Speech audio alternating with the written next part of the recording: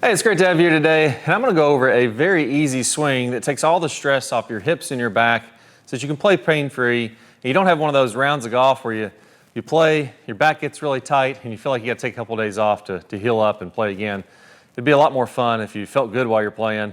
And there's a couple easy tweaks, a few simple ones here that I really don't hear too many people talking about, but once you understand them, it just relieves a lot of stress from your hips and your back, like I was talking about. So first let's start talking about what the feet need to do. And let's talk about in the backswing, if I have my feet straight forward like this, as I rotate into the backswing, what's happening is my hips are turning. So if I put my club on let's put the head of the club on my right hip. Well, that hip is going to turn this way. It's going to go in this direction. The hips are usually going to turn, with most tour players, about 45 degrees in the backswing. Now, if I turn my hips back to normal, facing you, and I keep my feet in the same relationship to my hip, it's going to look something like this, right?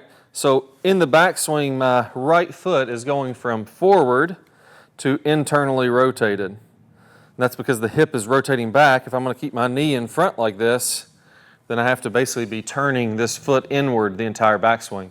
A great little test, just put a club to your side, stick your foot up, knee straight. Don't really have to worry about bending it or having it dead straight, but basically a straight leg. Rotate it inward. A decent amount would be about 45 degrees, like you're seeing here. So it goes from vertical to 45 degrees inward. That's without me moving my hips at all. That's a pretty decent amount of rotation.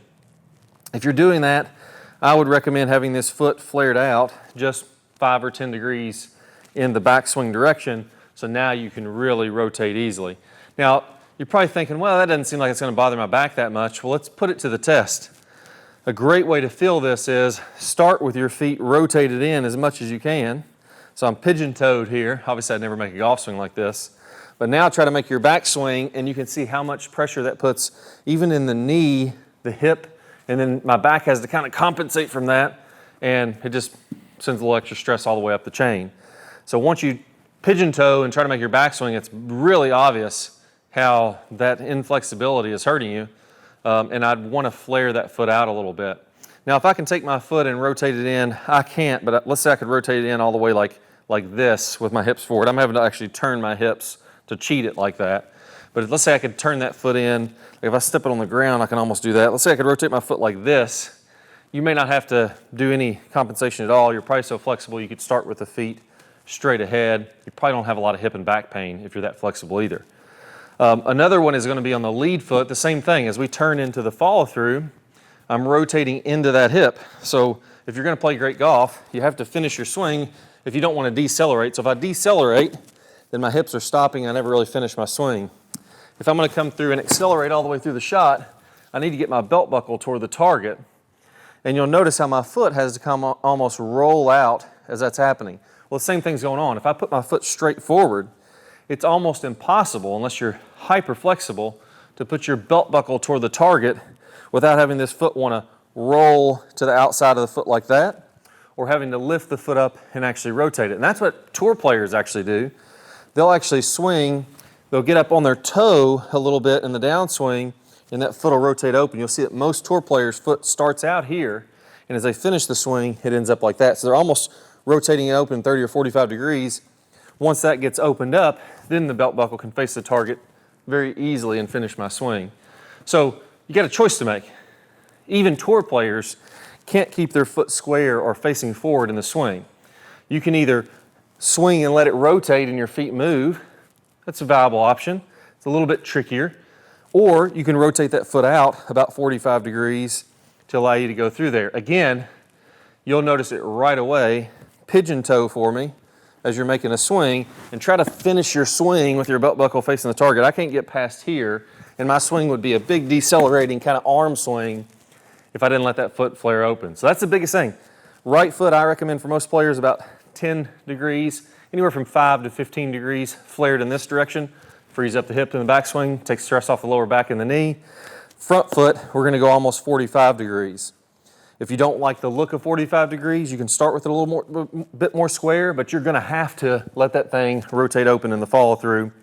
If you don't, you'll end up with something like a Jordan Spieth, to where the foot rolls like this and he's almost on the outside of his foot that could be a little stress on the ankle, so I probably wouldn't recommend that as being the first thing I would do.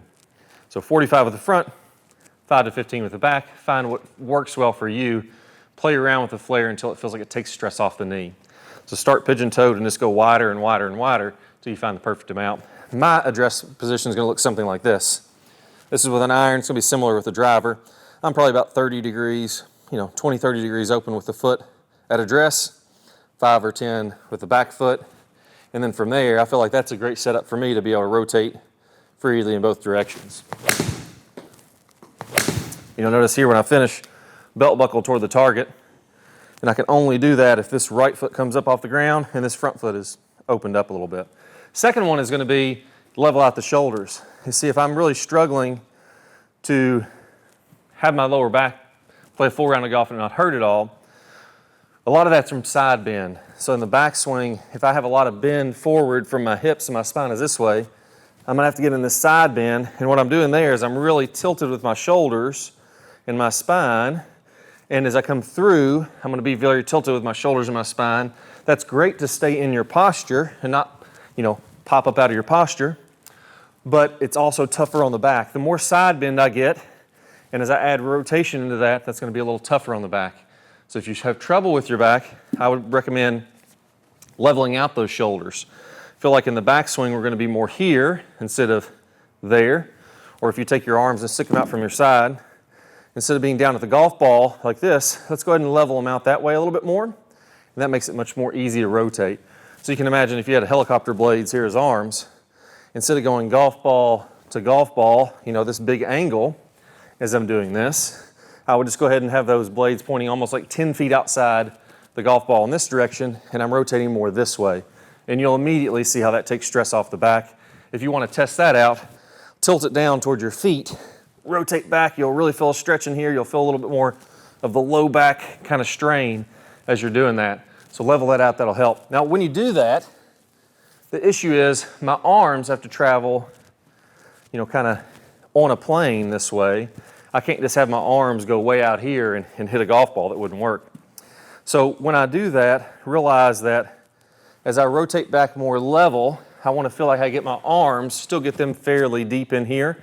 I want to feel like they're not, if my shoulders are level, let's say, or my shoulders are tilted this way, my arms are going to be more across my chest like that.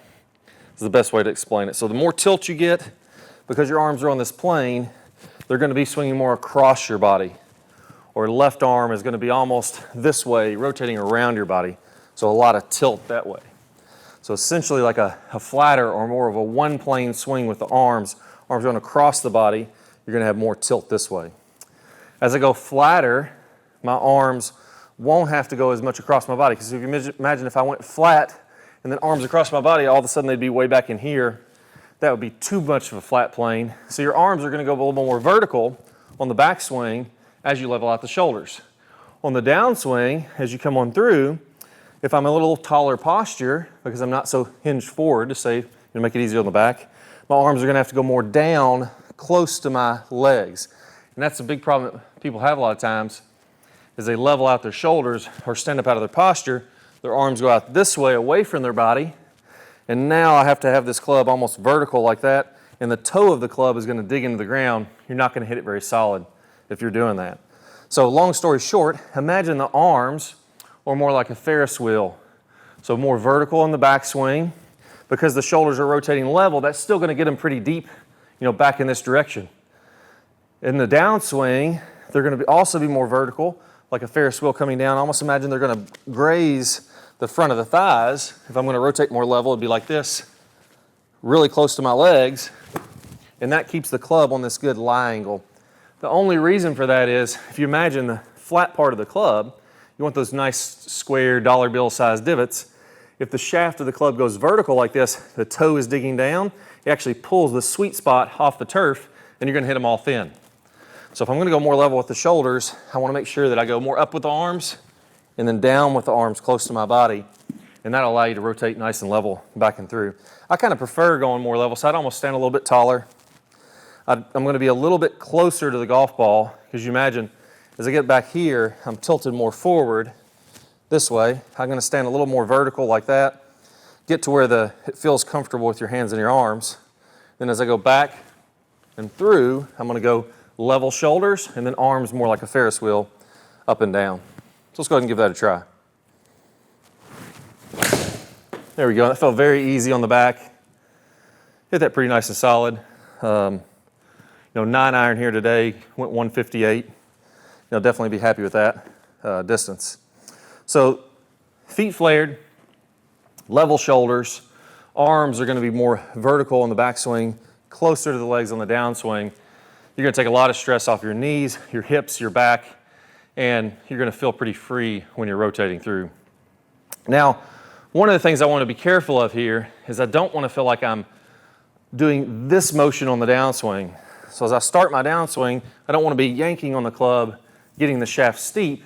That's gonna cause a lot of problems. And sometimes when players get those more vertical arms, they get that piece wrong. The club, no matter how vertical you are with your arms, the club head needs to shallow out from the inside, and that's not only gonna help you to get this club on plane, it's gonna help you to smooth out your transition. You see, if I start to yank on the club in a way I'm gonna show you here in a second, the transition is gonna be rushed, I'm gonna be steep in the downswing, none of this really works. So even if you're looking at these vertical swings, everybody has to shallow out the club. The club has to get shallowed out onto plane here, like I mentioned before, or you're just gonna struggle to hit consistently solid shots. So I'm gonna play a great video. One of the best videos is gonna talk about how to smooth out that transition, get the club shallowed out. All you need to do to see the full video is go ahead and click on one of the cards you see pop up on the screen. If you don't see that card, don't worry, just go down to the link below in the description and you'll get instant access there to it also. It's the perfect thing to pair up with what we went over today. And man, once you start shallowing that club out, it is just a lot easier to hit it solid. So I can't wait to share it with you. Go ahead and click one of those cards. Let's get started. Now the bottom line is that if you pull this club down to ring that bell or pull the hands more from the inside, what's gonna happen is you start to rush your downswing from that pulling, and that can throw off your sequence. And we all know that once your sequence gets off, that is gonna be the root cause of all your problems. Now, maybe you're being outdriven way too often, or you're terribly inconsistent with your strikes. Some of your shots are heavy, some of them are thin, some of them are off the toe, and then the next ones are way off the heel. Now you end up way over in the trees, you're in the tall grass, or maybe even the hazards all day long, and it really comes down to this. Clay, how in the heck do we fix it? Well, there's some good news. Well, there's only two things that you need to learn. First, you need to learn to shallow the club rather than pulling the hands down and getting the shaft in this steep position. You see, there's another way that the pros do this, and once you start to get that club on this shallower plane, more from the inside, then you pair that up with the right way to square the club face. And once you put these two things together, everything starts to fit in your swing. Now your buddies will start to get a little bit jealous because you'll start hitting solid, longer drives, time after time, and round after round. Now I'm gonna teach you this right now in what I call the E-slot technique. Let's walk through exactly how to do it. So here's what I want you to do. Go ahead and take a swing to the top and get in a really good position. I want you to feel like your weight is mostly shifted to your right side and that your hips and shoulders are nice and free. I don't want to be locked up here. I want my knees to move, my hips to move. That's going to allow me to swing my shoulders very nicely. Now, one thing that most people get wrong when they swing to the top is they don't get this tilt away from the target. So instead of being straight up and down or leaning to the left, I want to be slightly tilted away in what I call the stable fluid spine in my top speed golf system. Okay, so now that you're at this great position at the top of the swing, what I want you to do is instead of pulling those arms straight down or ringing the bell, that's going to get the club shaft steep and get this elbow kind of flapping behind your body. I want you to do something very specific. I want you to take the tip of your elbow and move it in a specific way. Now, not this small bone on the inside of your elbow, but I want it to be right here at the tip, and here's what I want you to do.